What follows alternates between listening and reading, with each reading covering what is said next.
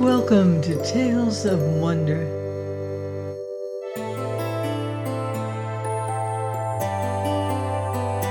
I'm Mardell, reading The Book of Dragons by E.Nesbit.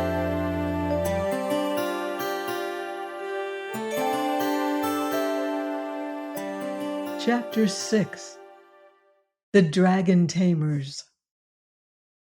There was once an old castle. It was so old that its walls and towers and turrets and gateways and arches had crumbled to ruins. And of all its old splendor there were only 2 little rooms left. And it was here that John the blacksmith had set up his forge. He was too poor to live in a proper house, and no one asked any rent for the rooms in the ruin, because all the lords of the castle were dead and gone this many a year. So there John blew his bellows and hammered his iron, and did all the work which came his way.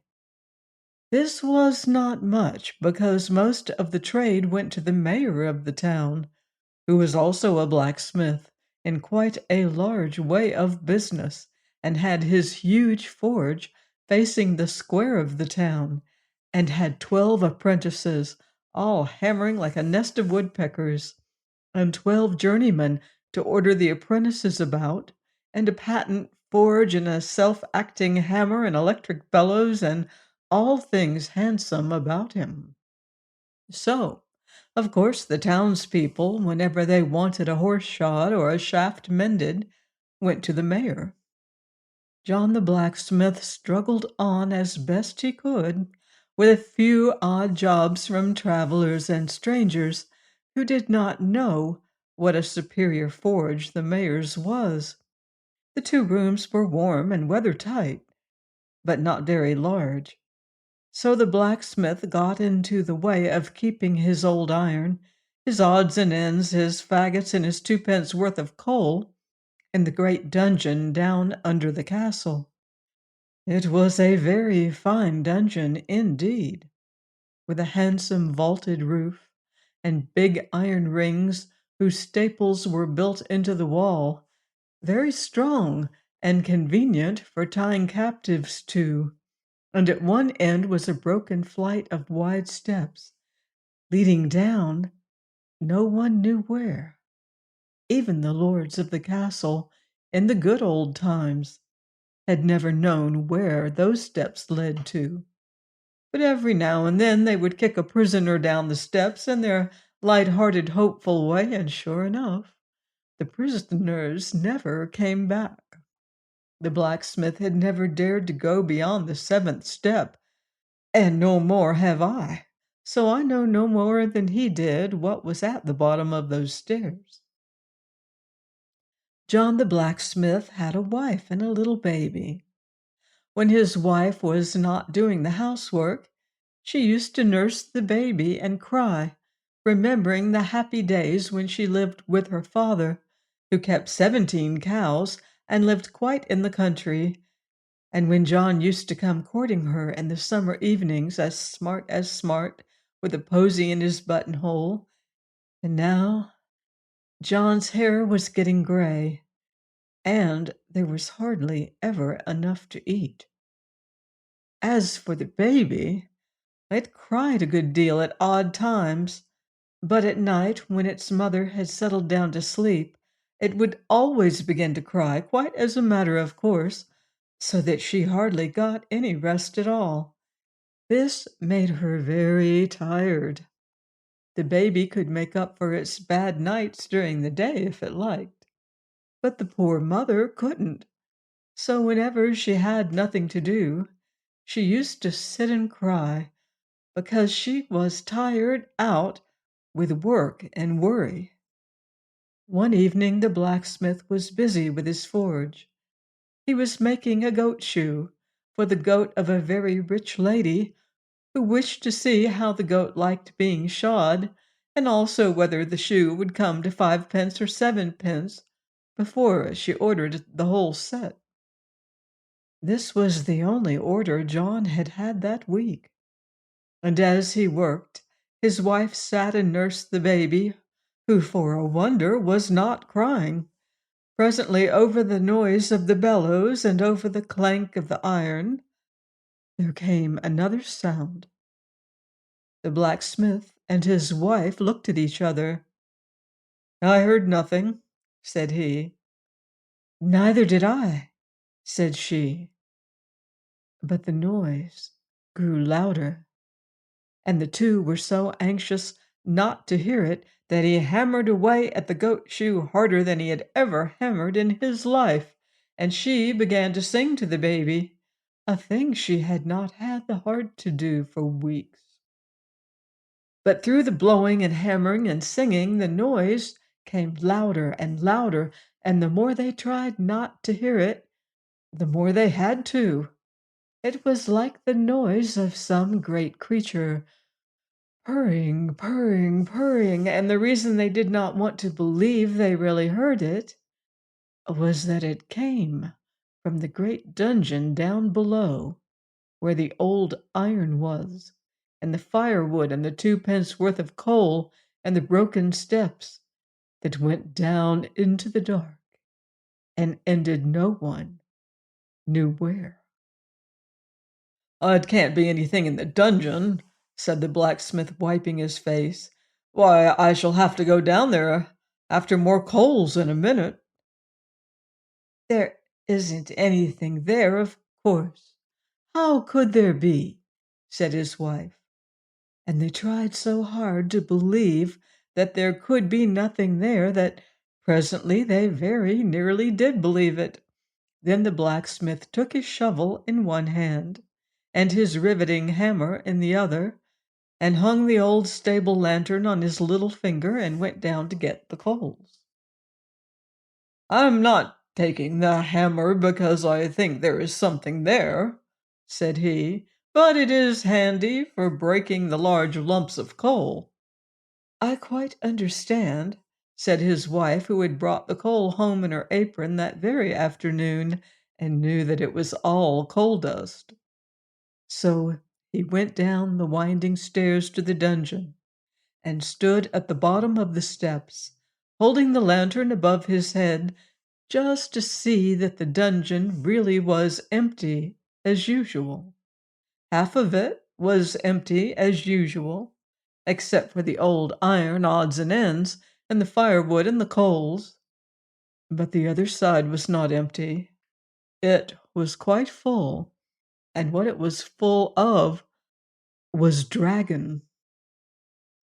"It must have come up those nasty broken steps from goodness knows where," said the blacksmith to himself, trembling all over, as he tried to creep back up the winding stairs.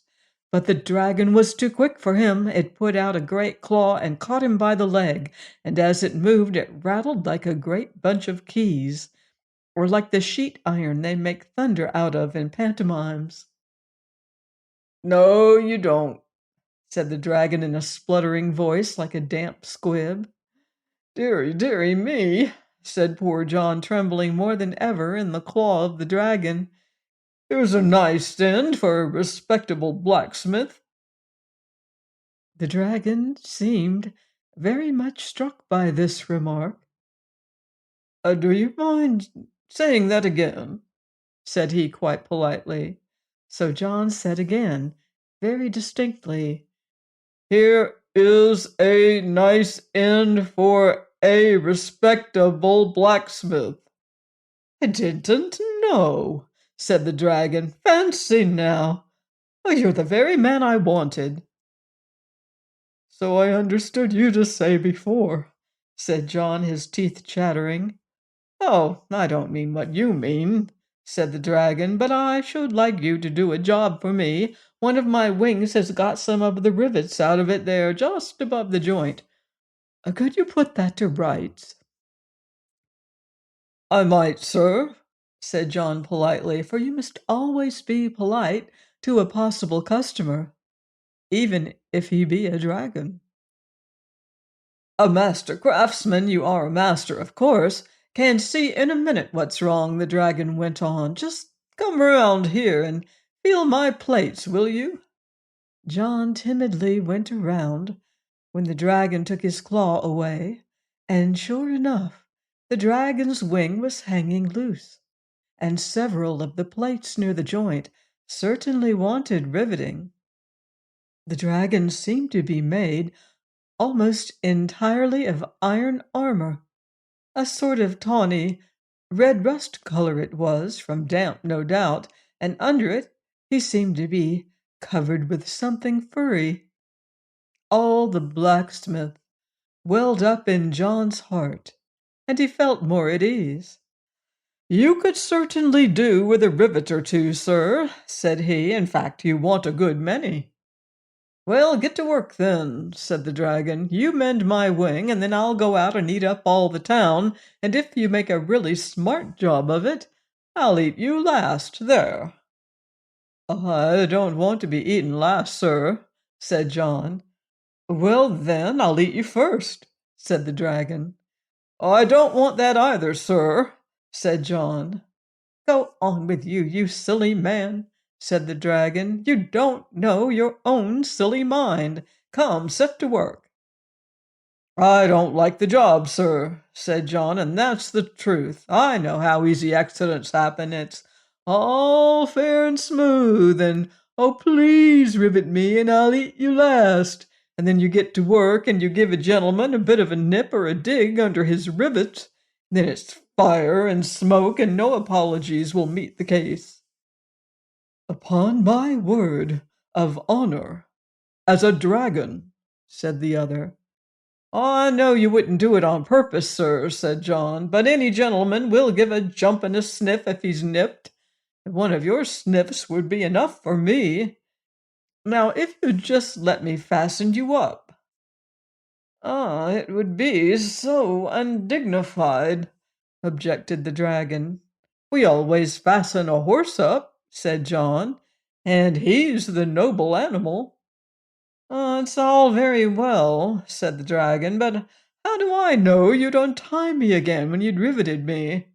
Give me something in pledge. What do you value most?" "My hammer," said John. "A blacksmith is nothing without a hammer." "But you'd want that for riveting me. You must think of something else, and at once, or I'll eat you first." At this moment, the baby in the room above began to scream. Its mother had been so quiet that it thought she had settled down for the night and that it was time to begin. "Whatever's that?" said the dragon, starting so that every plate on his body rattled. "It's only the baby," said John. "What's that?" asked the dragon. "Something you value?" "Well, yes, sir, rather," said the blacksmith. "Then bring it here," said the dragon, "and I'll take care of it until you've done riveting me, and you shall tie me up." "All right, sir," said John, "but I ought to warn you. Babies are poison to dragons, so I don't deceive you. It's all right to touch, but don't you go putting it into your mouth. I shouldn't like to see any harm come to a nice-looking gentleman like you." The dragon purred at this compliment and said, "All right, I'll be careful. Now go and fetch the thing, whatever it is." So John ran up the steps as quickly as he could, for he knew that if the dragon got impatient before it was fastened, it could heave up the roof of the dungeon with one heave of its back and kill them all in the ruins. His wife was asleep, in spite of the baby's cries, and John picked up the baby and took it down and put it between the dragon's front paws. "You just purr to it, sir," he said, "and it'll be good as gold." So the dragon purred, and his purring pleased the baby so much that it stopped crying. Then John rummaged among the heap of old iron and found there some heavy chains and a great collar that had been made in the days when men sang over their work, and put their hearts into it, so that the things they made were strong enough to bear the weight of 1,000 years, let alone a dragon. John fastened the dragon up with the collar and the chains, and when he had padlocked them all on safely, he set to work to find out how many rivets would be needed. 6, 8, 10, 20, 40, said he. I haven't half enough rivets in the shop. If you'll excuse me, sir, I'll step around to another forge and get a few dozen. I won't be a minute. And off he went, leaving the baby between the dragon's forepaws, laughing and crowing with pleasure at the very large purr of it. John ran as hard as he could into the town and found the mayor and the corporation. "There's a dragon in my dungeon," he said. "I've chained him up. Now come and help me to get my baby away." And he told them all about it. But they all happened to have engagements for that evening, so they praised John's cleverness and said they were quite content to leave the matter in his hands. "But what about my baby?" said John. "Oh, well," said the mayor, "if anything should happen, you will always be able to remember that your baby perished in a good cause." So John went home again and told his wife some of the tale. "You've given the baby to the dragon?" she cried. "Oh, you unnatural parent!" "Hush," said John, and he told her some more. "Now," he said, "I'm going down, and after I've been down, you can go, and if you keep your head, the boy will be all right." So down went the blacksmith, and there was the dragon purring away with all his might to keep the baby quiet. "Hurry up, can't you?" he said. "I can't keep up this noise all night." "I'm very sorry, sir," said the blacksmith, "but all the shops are shut. The job must wait till the morning. Don't forget, you've promised to take care of that baby. You'll find it a little wearing, I'm afraid. Good night, sir." The dragon had purred till he was quite out of breath, so now he stopped. And as soon as everything was quiet, the baby thought everyone must have settled for the night, and that it was time to begin to scream. So it began. "Oh dear," said the dragon, "this is awful." He patted the baby with his claw, but it screamed more than ever. "And I am so tired, too," said the dragon. "I did so hope I should have a good night." The baby went on screaming. "There'll be no peace for me after this," said the dragon. "It's enough to ruin one's nerves. Hush, then. Diddums, then." And he tried to quiet the baby as if it had been a young dragon. But when he began to sing "Hush-a-bye, Dragon," the baby screamed more and more and more. "I can't keep it quiet," said the dragon. And then suddenly he saw a woman sitting on the steps. "Here, I say," said he, "do you know anything about babies?" "I do, a little," said the mother. "Well, then I wish you'd take this one and let me get some sleep," said the dragon, yawning. "You can bring it back in the morning before the blacksmith comes." So the mother picked up the baby and took it upstairs and told her husband, and they went to bed happy, for now they had caught the dragon and saved the baby. And next day John went down and explained carefully to the dragon exactly how matters stood. And he got an iron gate with a grating to it and set it up at the foot of the steps. And the dragon mewed furiously for days and days. But when he found it was no good, he was quiet. So now John went to the mayor and said, "I've got the dragon, and I've saved the town." "Noble preserver," cried the mayor, "we will get a subscription up for you, and crown you in the public with a laurel wreath." So the mayor put his name down for £5, and the corporation each gave 3, and other people gave their guineas and half-crowns and crowns, and while the subscription was being made, the mayor ordered 3 poems at his own expense from the town poet to celebrate the occasion. The poems were very much more admired, especially by the mayor and corporation. The first poem dealt with the noble conduct of the mayor in arranging to have the dragon tied up. The second described the splendid assistance rendered by the corporation.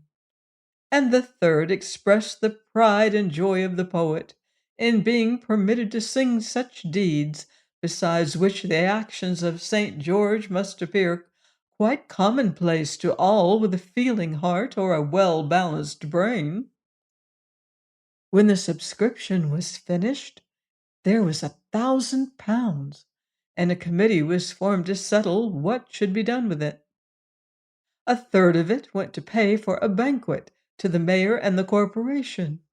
Another third was spent in buying a gold collar with a dragon on it for the mayor, and gold medals with dragons on them for the corporation.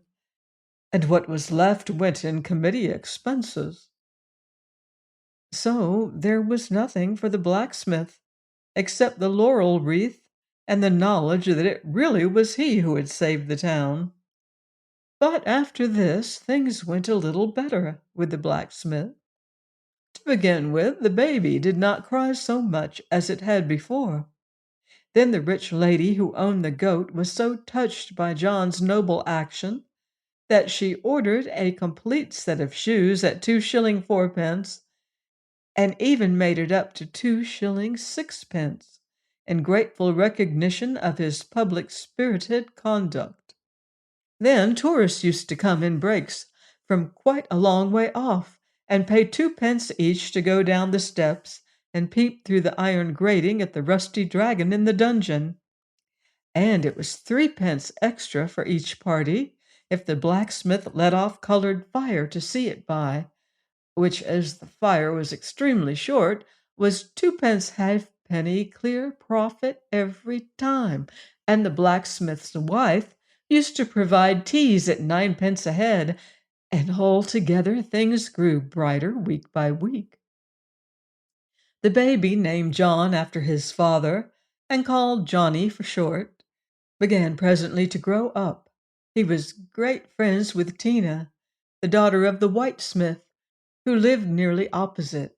She was a dear little girl with yellow pigtails and blue eyes, and she was tired of hearing the story of how Johnny, when he was a baby, had been minded by a real dragon. The 2 children used to go together to peep through the iron grating at the dragon, and sometimes they would hear him mew piteously, and they would light a halfpenny's worth of colored fire to look at him by, and they grew older and wiser. At last one day the mayor and corporation, hunting the hare in their gold gowns, came screaming back to the town gates with the news that a lame, lumpy giant, as big as a tin church, was coming over the marshes toward the town. "We're lost," said the mayor. "I'd give £1,000 to anyone who could keep that giant out of the town. I know what he eats by his teeth." No one seemed to know what to do. But Johnny and Tina were listening, and they looked at each other and ran off as fast as their boots would carry them.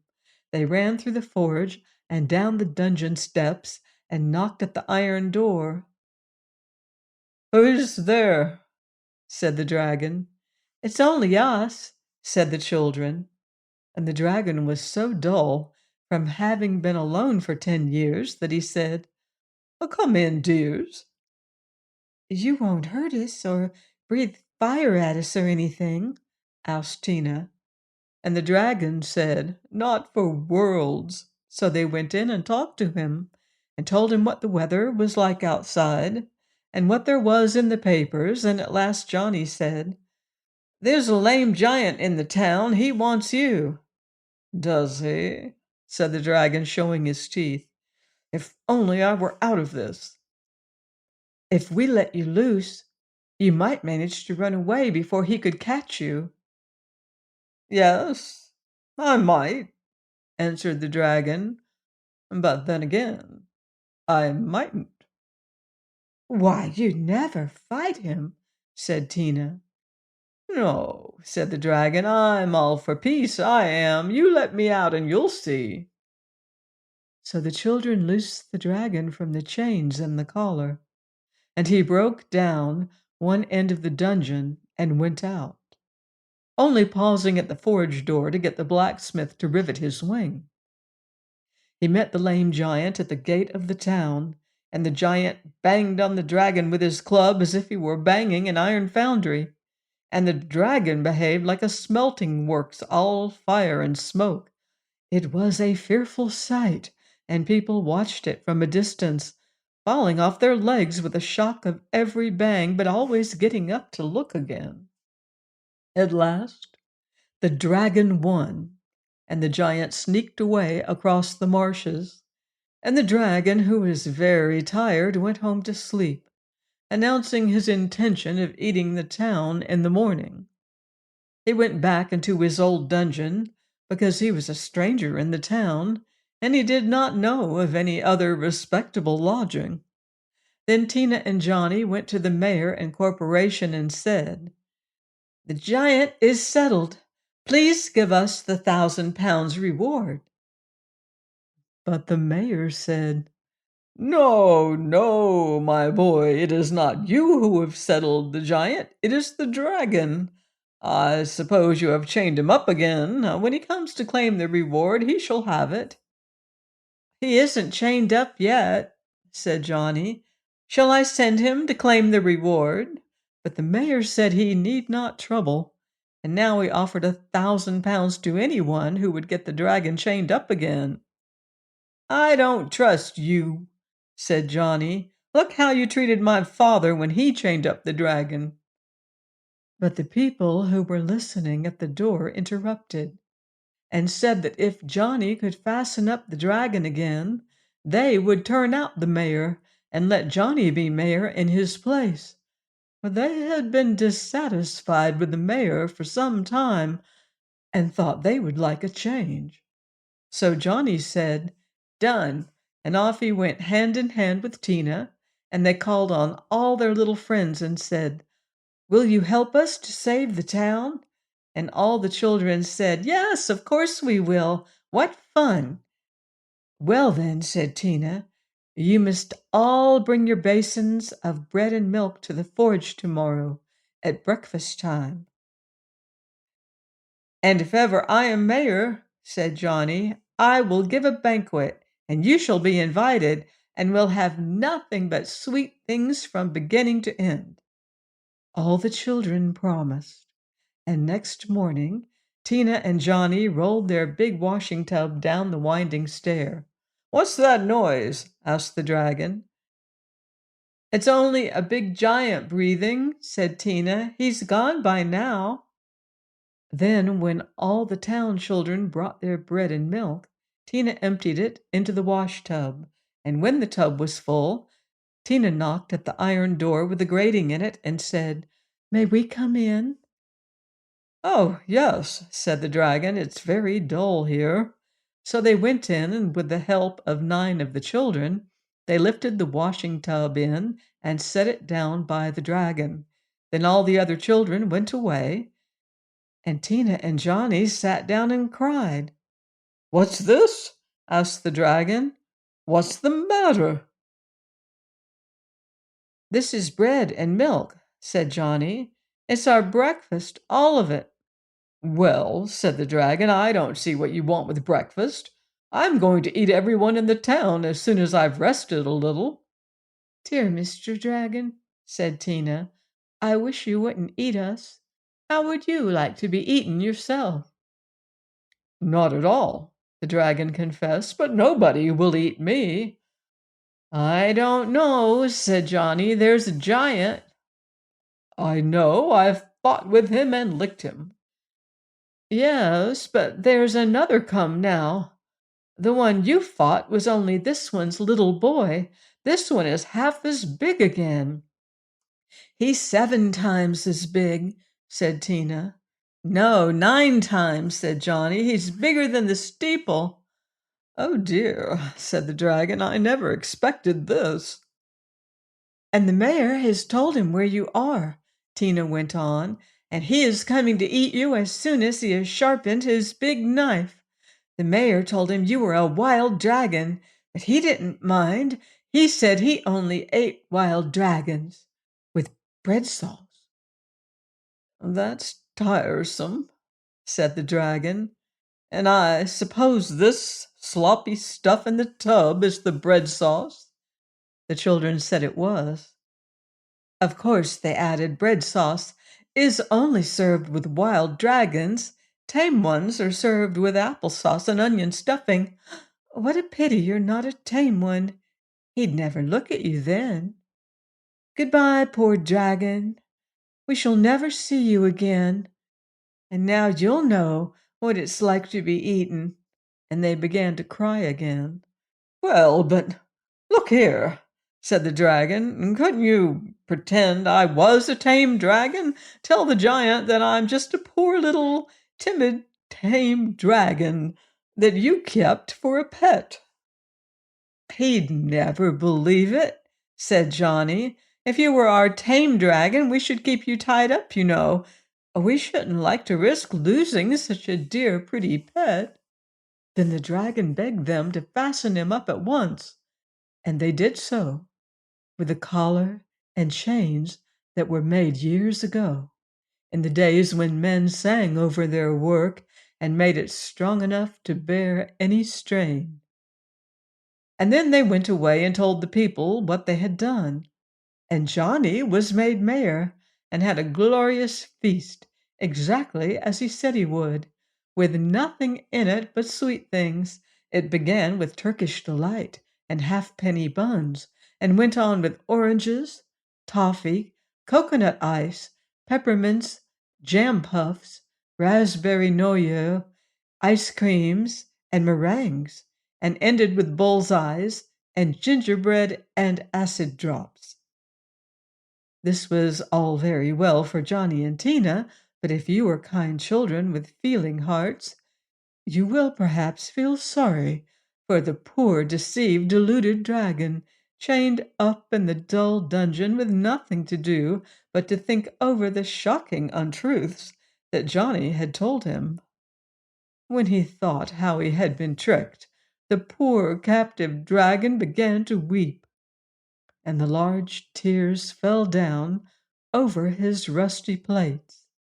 And presently he began to feel faint, as people sometimes do when they have been crying, especially if they have not had anything to eat for 10 years or so. And then the poor creature dried his eyes and looked about him, and there he saw the tub of bread and milk. So he thought, "If giants like this damp white stuff, perhaps I should like it too." And he tasted a little, and he liked it so much that he ate it all up. And the next time the tourists came, and Johnny let off the colored fire, the dragon said shyly, "Excuse my troubling you, but could you bring me a little more bread and milk?" So Johnny arranged that people should go around with carts every day to collect the children's bread and milk for the dragon. The children were fed at the town's expense on whatever they liked, and they ate nothing but cake and buns and sweet things, and they said the poor dragon was very welcome to their bread and milk.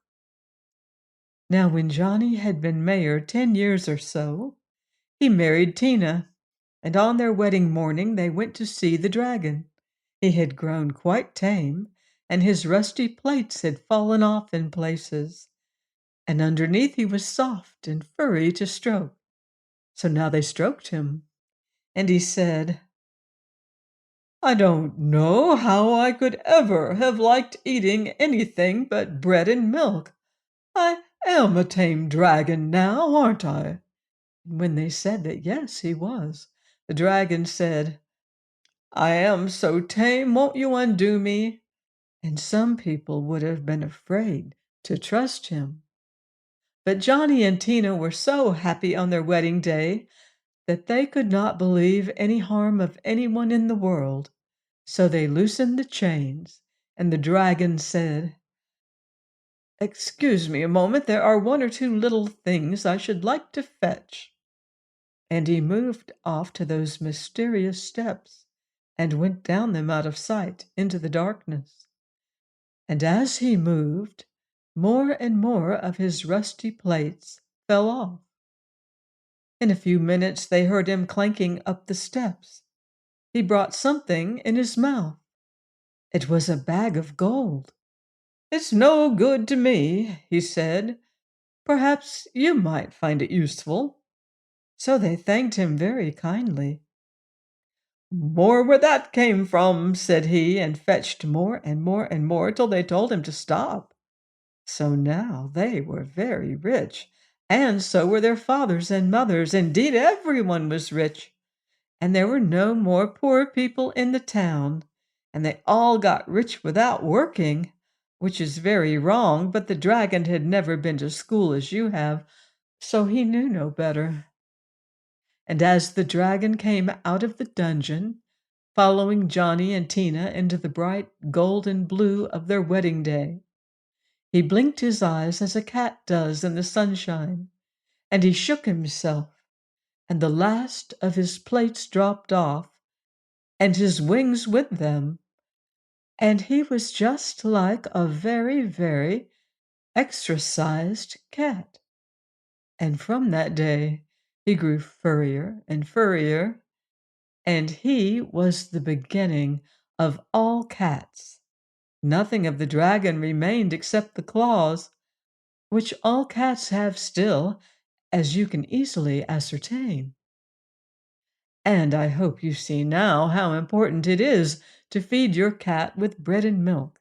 If you were to let it have nothing to eat but mice and birds, it might grow larger and fiercer, and scalier and tailier, and get wings, and turn into the beginning of dragons. And then there would be all the bother over again. Please join me next week for more magical adventure in the Book of Dragons here on Tales of Wonder.